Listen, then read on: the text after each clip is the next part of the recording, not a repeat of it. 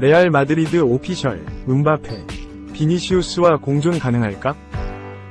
주드 벨링엄, 21 잉글랜드, 비니시우스 주니오르, 24 브라질 등 이미 강한 레알 마드리드, 스페인, 가 킬리안 음바페, 26 프랑스까지 품으며 활용점정을 찍었다.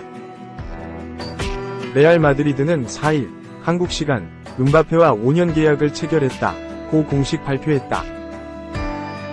레알 마드리드는 구체적인 계약 내용을 밝히지 않았지만 유럽 현지에서는 음바페가 팀의 최고 연봉자인 벨링엄, 비니시우스와 비슷한 수준의 계약을 맺은 것으로 보고 있다. 둘의 연봉은 2083만 유로, 약 310억 원로 알려졌다.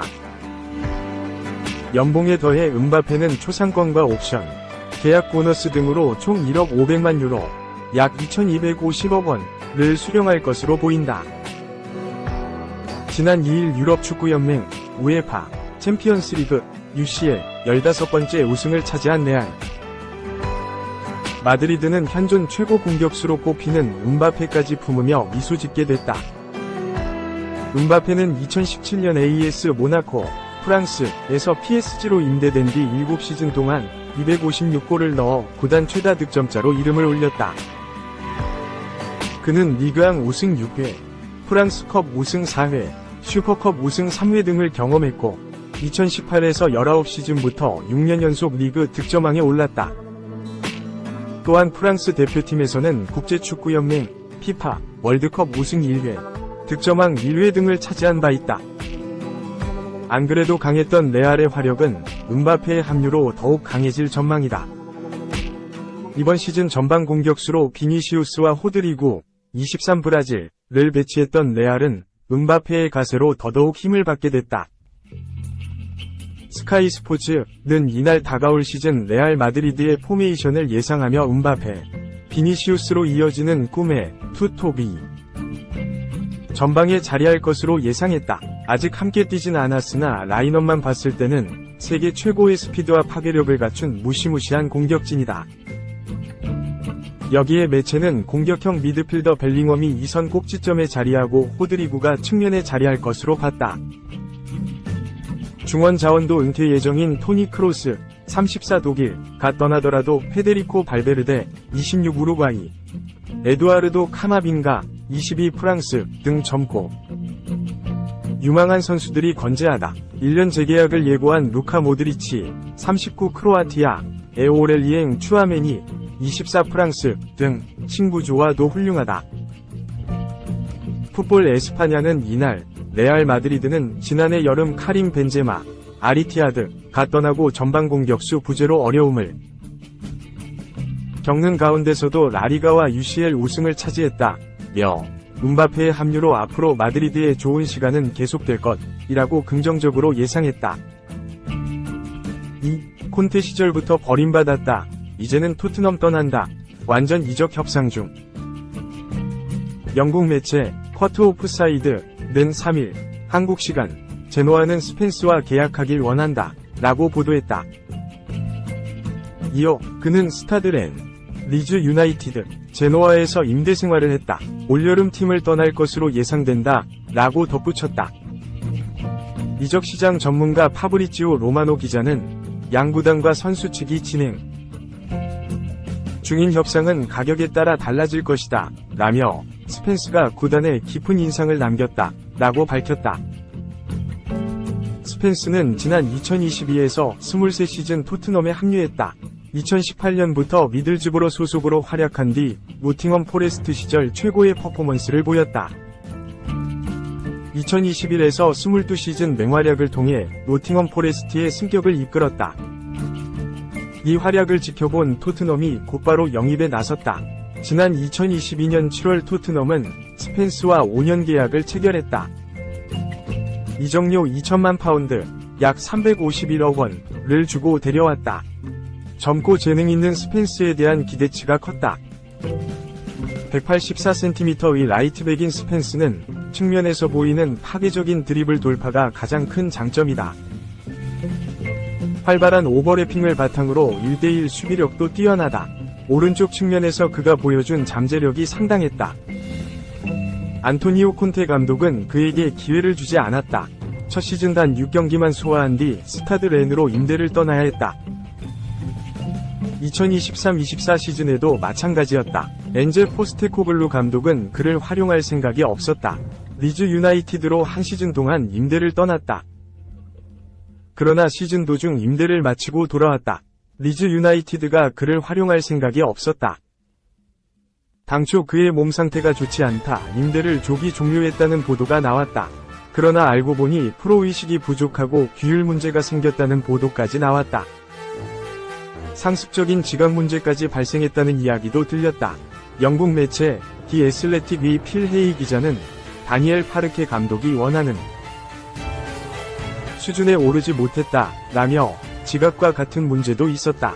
결과적으로 리즈 유나이티드가 그를 되돌려보내는 것이 더 합리적이었다 라고 밝혔다. 이후 스펜스는 제노아로 임대 이적을 떠나게 됐다. 팀을 옮긴 뒤 세리에 A 16경기 중 8경기에 선발로 나서면서 행복한 나날을 보내고 있다. 토트넘으로 돌아가고 싶은 마음이 없는 이유다. 토트넘을 매각을 원하고 제노아는 영입을 원한다. 스펜스 역시 토트넘을 떠나고자 한다. 이적료 협상이 가장 큰 관건이 될 전망이다. 3. 메뉴 배신 오른쪽 화살표 첼시로 이적 희대의 통수왕 퍼거슨과 20년 만에 재회 얼굴 표정 일그러진 퍼거슨.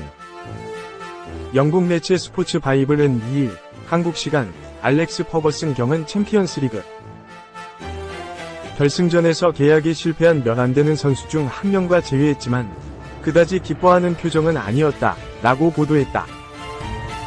1986년부터 2013년까지 메뉴에서 26년간 우승 트로피를 들어 올렸던 전 맨체스터 유나이티드 감독인 퍼거슨 경은 이적 시즌이 다가오면 자신만의 방식으로 선수를 영입했었다.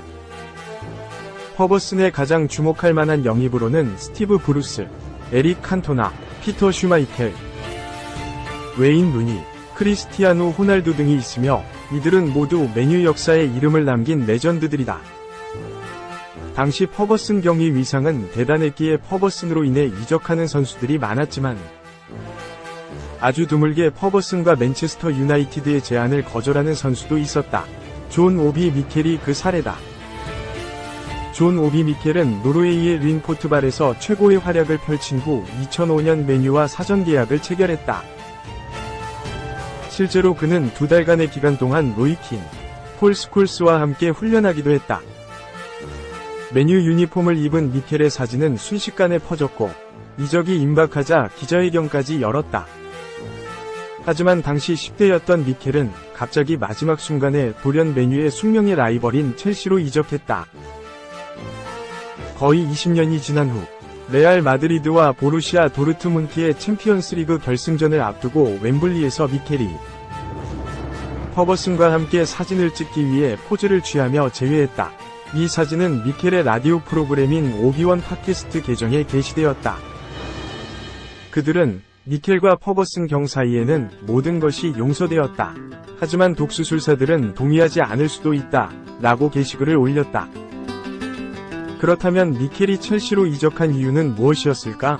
미켈은 첼시는 나와 함께 나이지리아에서 온 3명이 다른 선수들과 계약했다. 그들은 나와 친구가 되기 위해 나와 함께 런던의 집에서 지내고 있었다. 이 사람들, 그들의 목숨은 내가 내리는 결정에 달려 있었다. 라고 밝혔다. 미켈은 이어서 만약 내가 메뉴에 간다면 그들은 직업을 잃게 됐었다. 만약 내가 첼시에 간다면 그들은 직업을 가질 것이었다. 그것은 내게 중요했다. 단지 그들에게 기회를 주고 싶었다. 따라서 첼시를 선택했고 그날 4명의 인생이 바뀌었다. 라고 덧붙였다. 4. 팀을 협박했다. 뒤통수 논란, 일감하다.